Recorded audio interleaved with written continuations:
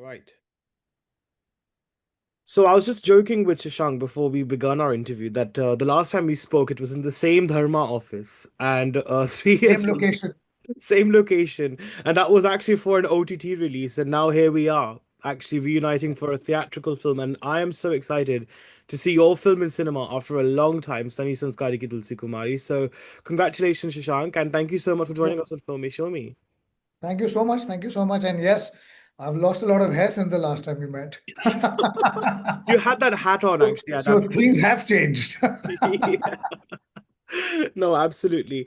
But look, I think Shashank, it's very special because look, Sunny Sanskari is you're reuniting with Varun after like so many years. You launched Janhvi and Dhadak, and here you are sort of working with both of them now. It's almost like this very interesting two worlds of yours that have in a way kind of come together for this kind of crazy True. comedy that it promises to be. Uh, Right. I think what was the idea behind making Sunny Sanskari in the sense that because you're so much loved for the Dulhania series, and this is kind of Right. in a way a comedy universe as well, but still very different from it. So how would you sort of describe your mindscape actually behind this film? Oh, I think as we were developing some stories, and of course, as a filmmaker, you constantly want to challenge yourself. You want to try different stories. I think when I did Dhadak, it was a bit of a departure from me from the kind of love stories that I make and get into a newer world and slightly more intense world than when I did a Govinda Naam Mera. I came to a bit of a comic thriller universe. Of course, there are many stories I want to tell. But around the time when I was thinking of a Sunny Sanskari ki Tulsi Kumari, you always want to fall back on something you enjoy telling as an audience, to the audience as a filmmaker. And I kind of was thinking about it. I came across a very interesting plot point. It was very different from a love story, but it was more like a family entertainer or rather a multiple couples entertainer. I started writing down a few pages. I thought it's really funny. So I went and shared it with Karan. I shared it with Varun. They immediately got excited by the idea. And that's how Sunny Sanskari ki Tulsi Kumari was born. Uh, it is, though it looks like the easiest film to make, it is the toughest film to make because to make people laugh, to make people believe in sometimes the over the top comedy or sometimes slapstick comedy, it's not the easiest. You really need to ensure that everything is right, the writing is correct, the performances are correct. So, and then of course, with Varun, we have a natural chemistry together. We kind of know each other so well, we trust each other so much. And when it came to Janvi, it was something new because she's never really done this kind of cinema, or True. rather this sort of cinema, right? So Mm, for us, it was a responsibility to ensure that she fits into the world. We did a lot of rehearsals, and again, the idea was to entertain people, tell a simple story. It's not complicated. It might not have a big message in the end, but I'm sure that when people and audiences see it, they'll be happy. They'll have fun. They'll take back some humor, some magic, some entertainment along with them. And mm. hopefully it'll be a great family watch for everybody. Definitely. No, I think so too. And I'm glad you mentioned Varun and Janvi. I think I've always wanted to see Varun kind of come back to this style of like Yeah, cinema. And I'm kind of glad in a way that we're seeing him that. And I think Janvi's done so well recently with Param Sundari as well. And absolutely. I think definitely it's wanted me to see her explore this more. So I'm really glad that you've done this.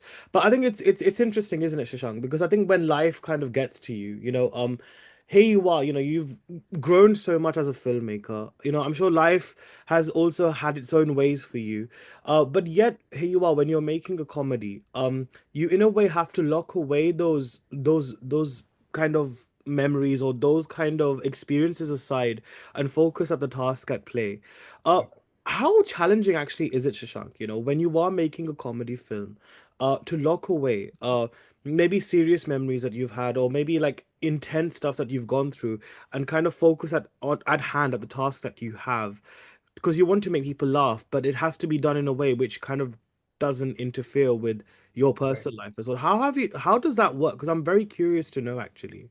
I mean, I think first of all, as creative people and creative artists, we are always kind of juggling the personal and the professional because whatever story we set out to tell, there is always something different happening at home or the world around you. And secondly, as a writer and director, you have to ensure that what's happening personally in your life never affects anything on set, or that matter, whatever your experiences are, does not affect the set, because you need to enter the set with the mood of the scene. Mm. So if the scene is four people are going to be doing a lot of buffoonery, that somewhere you need to be in that mindset as well. Like you need to come in and say, hey, I really feel foolish today. I really want to come and have some fun. And that's the kind of energy you need to give out. And on a personal level, this film was really tough for me because I was very unwell for almost 7 months of the film. Oh. I was battling with a sciatica nerve issue. I had something called chikungunya, which is a really, really bad disease you get because of a mosquito bite. So Mm. I was like inflamed. My face was, had my skin, face had turned black. I had joint pain. I couldn't walk, couldn't stand, couldn't sleep. And yet I was shooting a film which was supposed to be a comedy. So I needed Exactly. to That's kind of crazy. try and inspire people lying on the bed and saying, hey, I'm good, I'm fine, everything is good. And so much so that I don't have memories of some of the people I met during the time because I was in so much pain. Oh, bless But you. at the end of the day, you realize that when someone comes to see the film, they really don't care about all of this. They really want to come and have a good time and basically experience what you have promised them. So if you have promised them something intense, they want to see intense. If you've promised them a comedy, they want to see some comedy. And in this particular case, if you've promised them an entertainer, a family entertainer, a romantic entertainer, you need to deliver. Mm. So I think with experience, with time as a filmmaker, you realize you need to be able to cut off from your personal. So the minute you step on a set, that's a different world altogether. And then Mm. once you pack up for the day, then you can go back and kind of face your own miseries or solve the other challenges in your life. Beautiful. Well, I hope, I mean, I'm sure you're much better now, Oh, from what absolutely. you've Back described. to playing. Yeah. So I'm glad. Okay, so I'm really glad to know that. But I think what I've always said to you, Shashank, is that I think what you represent as a storyteller is very special because you kind of in a way have represented like the small town voice in Right. movies, but you've gotten that sort of mainstream and commercial palette because of Dharma's backing. And I Correct. think the marriage between both of those aspects, I think, is tremendous. I think it's a very rare quality as well. I think for Sunny Sanskari as well. How do you delve into that sort of fusion world a lot more? And how relatable will it be? Because obviously films like Humpty and Badri, even Dhadak as well, to a major extent, have found its really secure place with the audiences. So how did the world of Sunny Sanskari kind of mold well with your vision as a filmmaker as well? So I think the beginning part of it is that neither Dharma has ever told me or I have ever told Dharma that these are our distinctions. I think we have reacted very easily to the story at hand and said we need to do whatever is correct for a story. So, for example, when it was Humpty and there was this boy from Delhi and there was a girl from Ambala, you just needed to be true to that. And whether it was Badri, where there's a boy from Jhansi and a girl from Kota, you got to be true to that. And in this particular case, there is a family which is having a destination wedding, and it's an affluent Delhi family. Mm, And then there is another couple who is not as affluent, but trying to put on a show so that they can achieve their end goals. So I mm, think we have always been true to what we are telling as a story. There has never been any pressure from Dharma or pressure on myself that I need to do this because I'm making a Dharma film. In fact, the joke which Karan always tells me is that you hardly make a Dharma film. He's mm, like, all your films are never Dharma films, right? We have that internal joke with us. But so I don't think so. There should be a connection issue on those ends.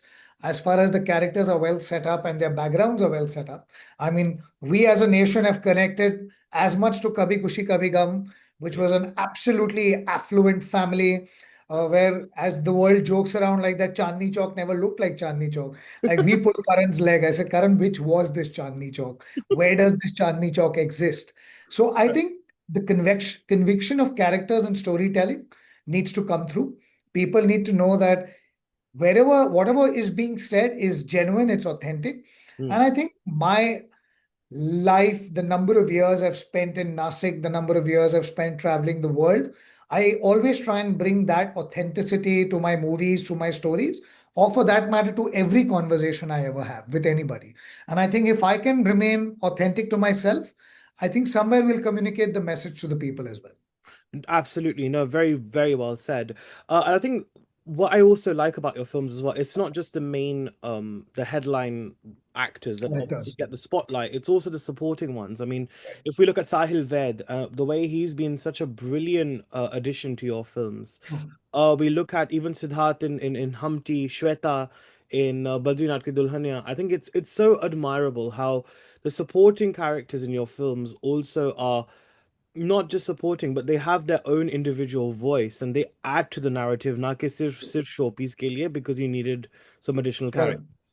Yeah. Um, so I think even here, I think it's really also really nice the fact that you've got Rohit and Sanya as well simultaneously with Janhvi and Varun. Correct. Again, what was it like? Kind of, I mean, this is your first time, I guess you're working with them as a filmmaker. So, what was your kind of how refreshing was that experience for you actually to? Oh, it was amazing. In fact, I had never even met them before that. Maybe just one off in some screening or something. Like never got the opportunity to sit down or chat with them. I think it started from a point of we knowing that for a film like this, which deals with exes and couples and cross connections, all four characters are really important. And for us, it was very clear that if if Vikram and Ananya, which are their character names, if Mm, they are not cast correct, we don't have a film at hand. So when we approached these actors to play the parts, we were very, very honest to them about what the film is, how important their roles are, and what the length of the roles are. So in terms of and then I wanted to really push them because Sanya has done a certain amount of kind of cinema. And of course, she's got a great variety. She's done those big blockbusters as well. And then she's done mm, really interesting cinema, which is very content driven. And Rohit has done a lot of work on OTT platforms along with the movies he has done. yep. But his real popularity coming from, let's say, a show like Mismatch. Mm, And then I had to just kind of get them to my world because there's a certain sur of my films, whether it's a Humpty or a Badri, or for that matter, even a Sunny Sanskari. Like it kind of almost treads on the line of being realistic, but yet it's a bit commercial and you're mm, kind of on the edge. And if you find that balance, then it's fun. But if you go either ways, it can either be boring or over the top. So you need to kind of constantly get that balance. And that's where I think rehearsals came into perspective and just them being good actors. Just the fact that they were all in, they were excited. We were all very, very happy to come together for this movie. And along with them, just getting actors like Manish Paul, getting actors like Abhinav Sharma, getting Akshay Oberoi, the rest of the family. I think it just turned out to be a great cohesive unit together. absolutely. Very, very well said. And I'm going to pick up on that word you use, balance, because I think that's exactly what is very necessary in filmmaking. Uh, and I think अगर नापातुला नहीं होता है ना तो फिर it just goes completely off the scales and then we end up seeing a product which becomes a subject not just to scrutiny but meant to people might not be able to appreciate the art as much. Correct. Um, I think in today's day and age, and if anything is to go by, I think Sayara has really proven that there is still a big, big audience for like love stories. There is still an audience that want films which are modern, which are contemporary, but at the same time very Indian in essence, especially in today's like sort of divisive era where there is the wokes and then the pseudo wokes and extremism woke. So I think for you with Sunny Sanskari, because obviously it claims to be a very Saaf Sutra family entertainer. It's not like it's not got a bit of an adult tinge to maybe let's just say how maybe a Govinda Naam Mera might have had, you Correct. know. So I think for you, how important was it for you to really keep that cultural rootedness alive and not make it too woke Right. for the sake of modernity as well? Anuj, is a great question because I think, first of all, I think all filmmakers and people across the board need to get out of the digital and just be more aware of what's happening around life around them. I think we are reading too much into comments and trolls and uh, what the internet has to say. And of course, it's always great. And if you're then following what the internet needs to say, then you need to decide whether you're going to actually listen to them or not.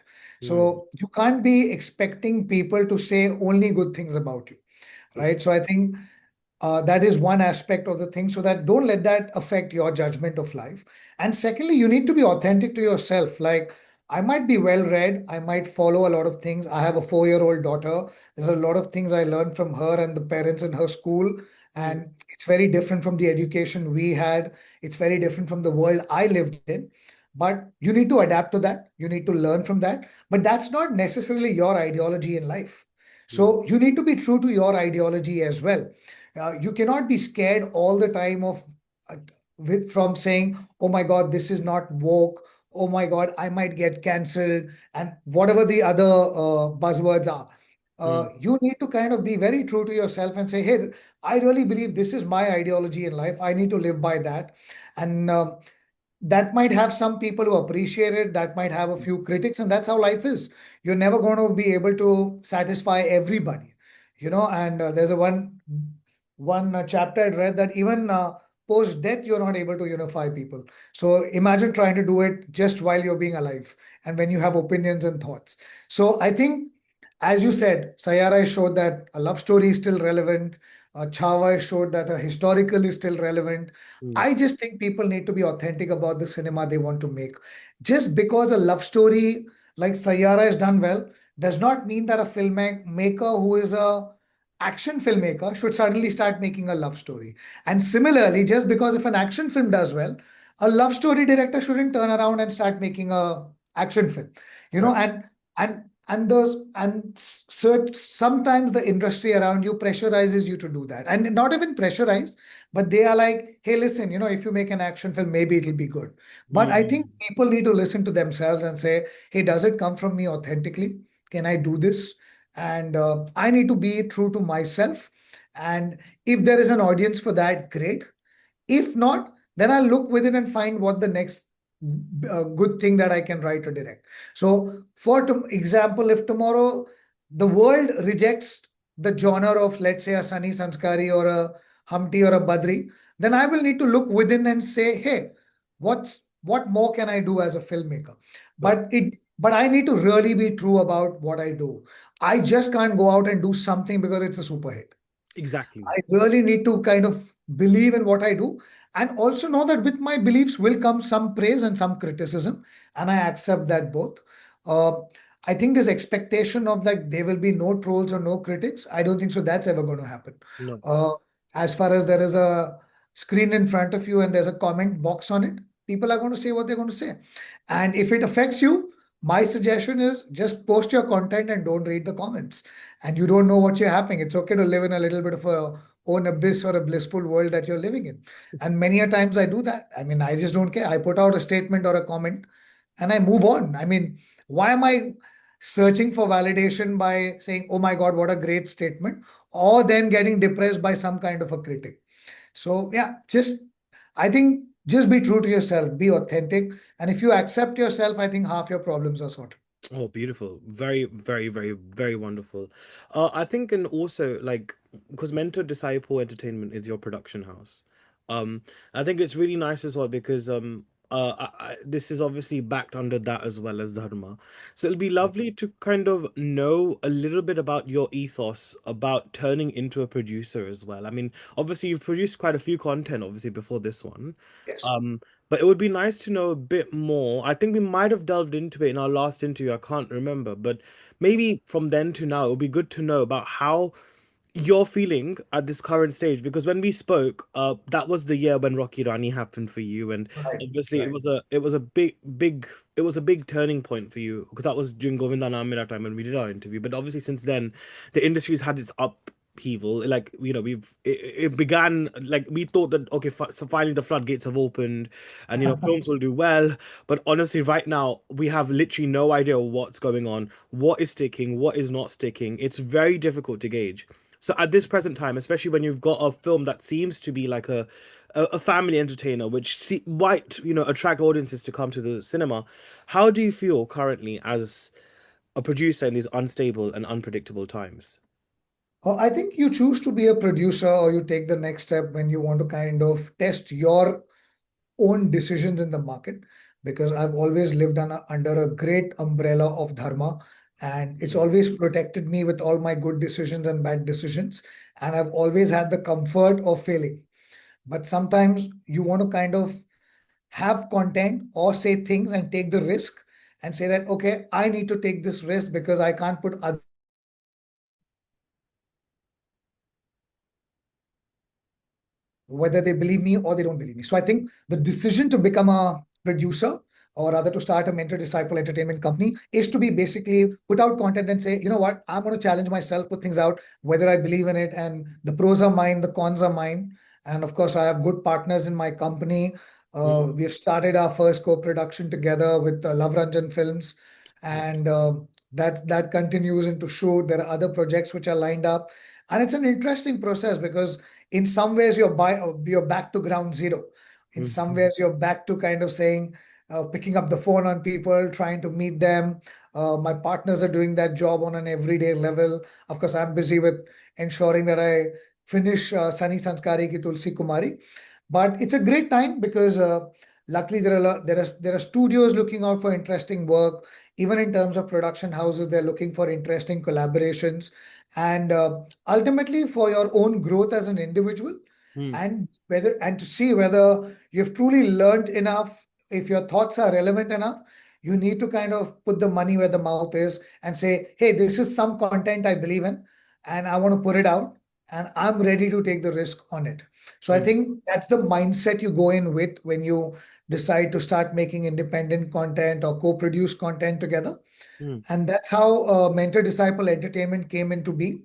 And with mentor disciple, it's a very, very important Buddhist philosophy that I believe in, mm, which is the mentor and a disciple. mm, And in that, it's really important that we are giving opportunities to young people as well, to people to make their mark. In that process, we will make some mistakes, but in that process, we might find some young minds with bright ideas and game-changing ideas, and those can be the people who can take the industry ahead as well. mm. Beautiful. I think I might have mentioned this again in our last interview as well, but I think the selection of actors, okay, I mean, this is a bit of a kind of an extension from our last question, really, previously.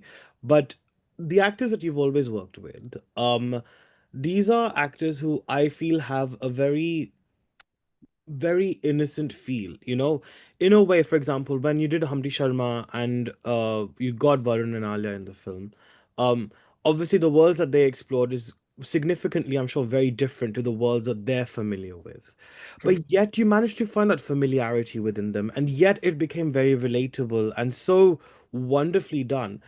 Similarly, when you had Dhadak, Ishan and Janvi, I'm sure the worlds that they come from is very significantly different to what Parthavi and Madhukar are used to. True. So I would love to know, uh, again, for Sunny Sanskari as well, how much was there that sense of unfamiliarity, like a stranger world, but then it becoming familiar for the actors themselves? Because I would love to know that.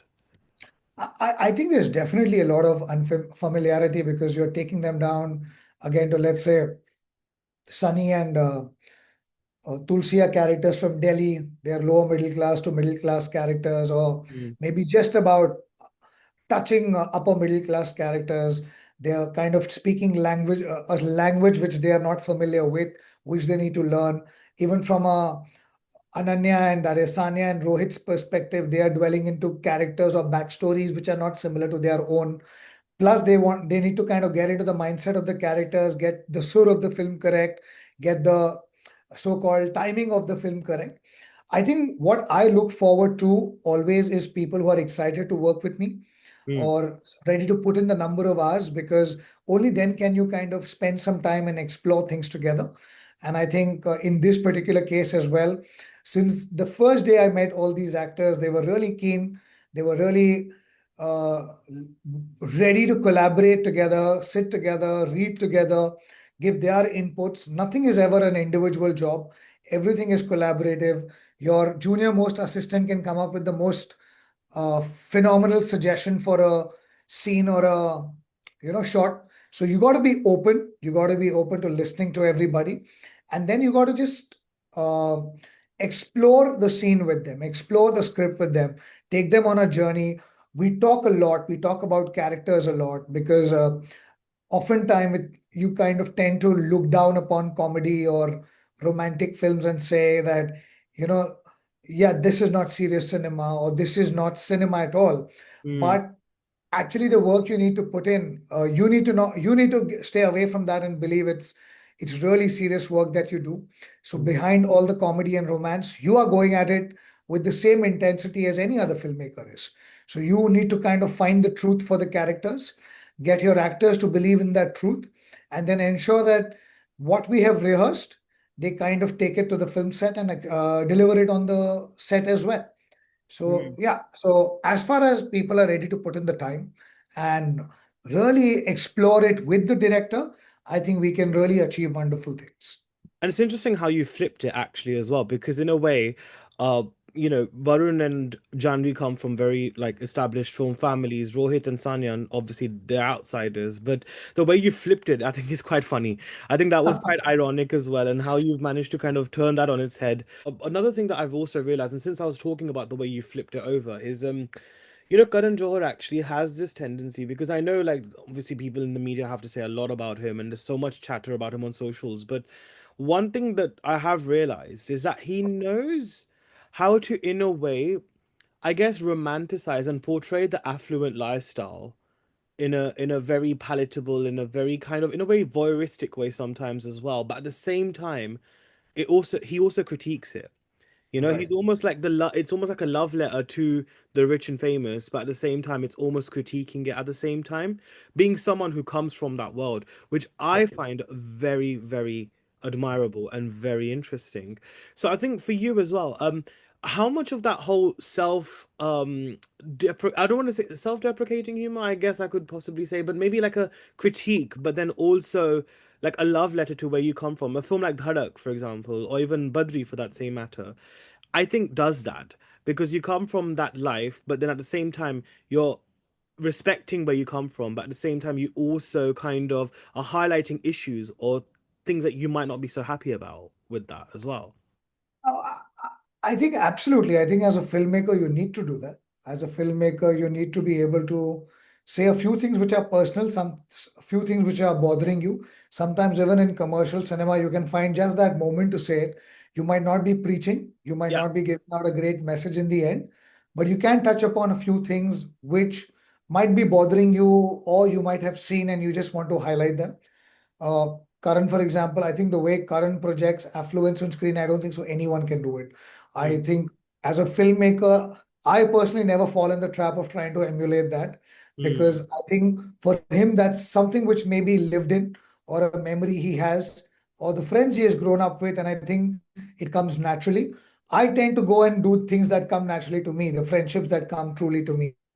That's why for me, having friends for my film characters are very important because friends have played a great role in my life. mm, And I've always looked at friends as not as support systems, but I've looked at them as people who have taught me things. And I think that's how I try to reflect my friends. So if you see most of my characters, my friends are not people who are yes men. They're sometimes just the mirror to my protagonist in terms of what he should do or what he shouldn't do. Sometimes they are the catalyst for things that are happening. mm. So, as I said, I just try and be authentic to the story I've written. And yeah, always, I mean, we are always trying to find that one something personal that you're trying to tell. It could be sometimes in just an outfit you select for the actor. Mm. Sometimes it could be in the location you select, and sometimes it could be just in a couple of words you've said it. But I think it's that personal which is attractive for a filmmaker because other than that, it'll just become a fictional story. And even in some fiction, you need to find some fact. Sure. No, very, very beautifully said. And I think what I'm really curious to know, because look, you've addressed a dowry system in Badrinath Ki Dulhania. You addressed casteism in Dhadak. So I'm very curious to know, what is that one like sort of strand or social messaging do you think, obviously, because I'm sure you, I mean, you never make preachy content, that's just not in your DNA as a filmmaker to do that, but what would you say is like the key social messaging that you think would be very beautifully embedded within Sunny Sanskari itself? That we sometimes think that affluent people have no challenges. And Mm, we sometimes romanticize their life and feel that, hey, it's perfect. There's nothing that can go wrong. And oftentimes we also look at it and say that if you're rich, you shouldn't complain. Why are you complaining? And you tend to understand that because there is a great amount of diversity in this nation, especially in India, mm, even when it comes to financials, socio-economic structures. Having said that, I sometimes feel that issues that exist for women or for marriages or for certain other aspects are the same for rich as well as the poor. So, for sometimes in a country like India, the opportunity to not select your own spouse is the same for the rich and the poor. And it's not like the rich are completely free and can take all their decisions. mm, Family structures play a very, very important role. So, I think some of those highlights and tidbits are mentioned in the film. They are there, they're sprinkled in there. They might not be the main conflict, but there is definitely some light on it mm. and some light on how can characters become individuals themselves, how can they become independent. So there is definitely some kind of layering of it through the film. Lovely. And look, I mentioned Love Letter earlier, and your films are literally love letters to cinema. I remember Humpty actually when I watched it, and I'm not just saying it because the poster's behind you, but genuinely, it felt very DDLJ-esque as well. Like there was definitely like elements and little hat tips that I think you had as a filmmaker, which really contributed to that. If I remember correctly, in Badrinath Ki Dulhania, I think just before Ashik Surrender Hua, you kind of had a reference to Hum Aapke Hai Kaun or Suraj Bar Jatiya, or there was some kind of like a feel that felt Yeah, very Rajshri-esque as well. Maybe in that song, I don't know, maybe that's how I felt. And then Dhadak, you had Tu Jaane Na. The English version of this that. version of it. Yeah. So I feel like you do have these love letters to cinema, Shashank, in your films. Um I think now when you are obviously this very wonderful filmmaker, you've blossomed so beautifully into this very wonderful filmmaker. You have your own production house now. What does cinema mean to you? How has that love evolved for you in films? And how do you kind of look back at those movies that you've referenced as well previously now? Well, I think for me, cinema always has meant the same thing, continues to mean the same thing. I think any movie, it's supposed to touch your heart. I'm not though I've read a lot and I've done film school and I can write intellectual thesis on pretty much anything and everything that needs to be done. I can break down film appreciation the way any expert can. But I don't think so. That's why I am invested in cinema, or that's why I make cinema or watch cinema. I watch it just to be touched. I watch it just to be loved. Uh, I love watching movies. I love watching content. I'm every day watching something or the other. Sometimes I'm watching the things I love on repeat.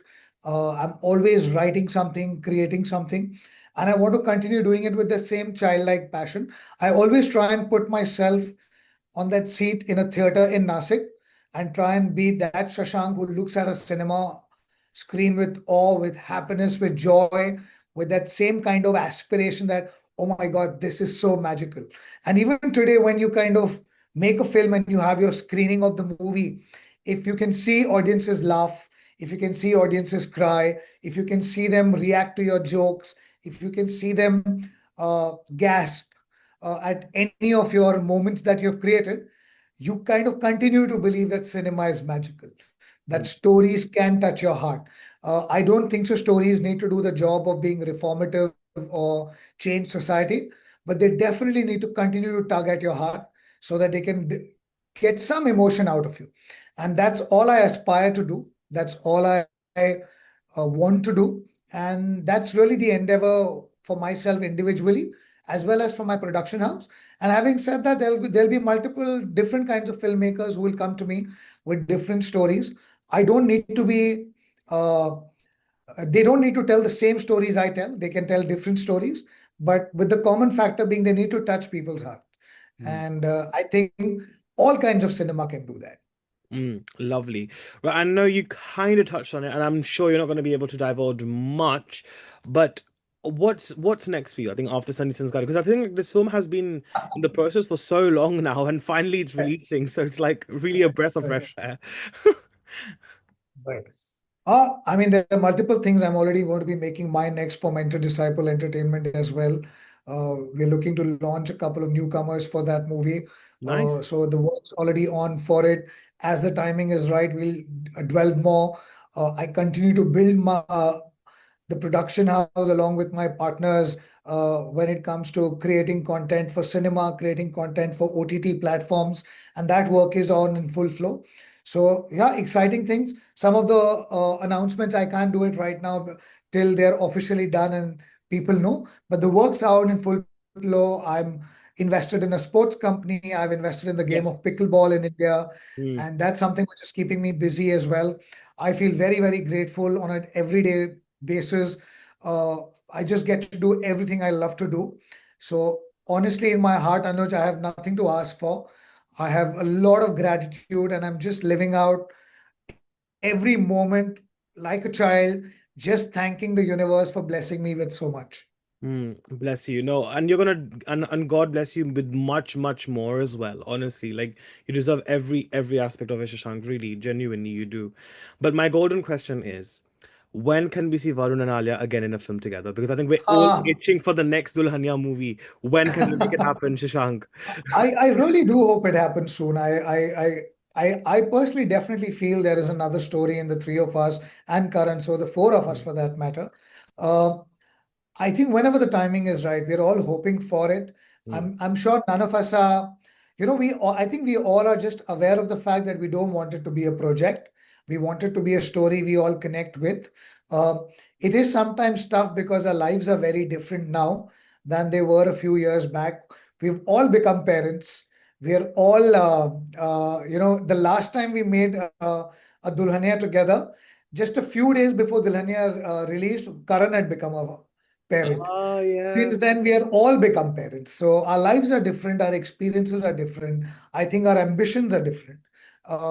So if I think if it comes together, I think every time we all speak or we meet, we we know the love we have received. We are very, very grateful for that. Every time we are seen in public, I think people ask the question whether we put out any material of a film. We have asked that question.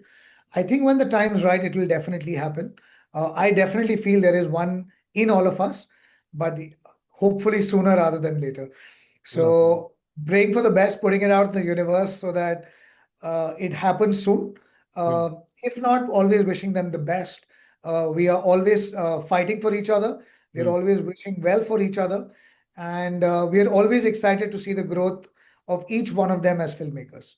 Definitely, absolutely. No, very well said. And final words for Sunny Sanskari Ki Tulsi Kumari that's releasing on 2nd of October. So, I think we've gone out and made a very sweet film about families, about relationships, about entertainment.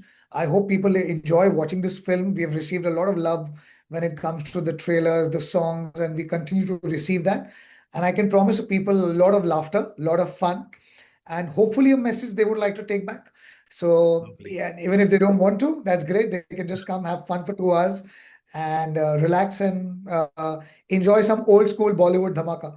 Amazing.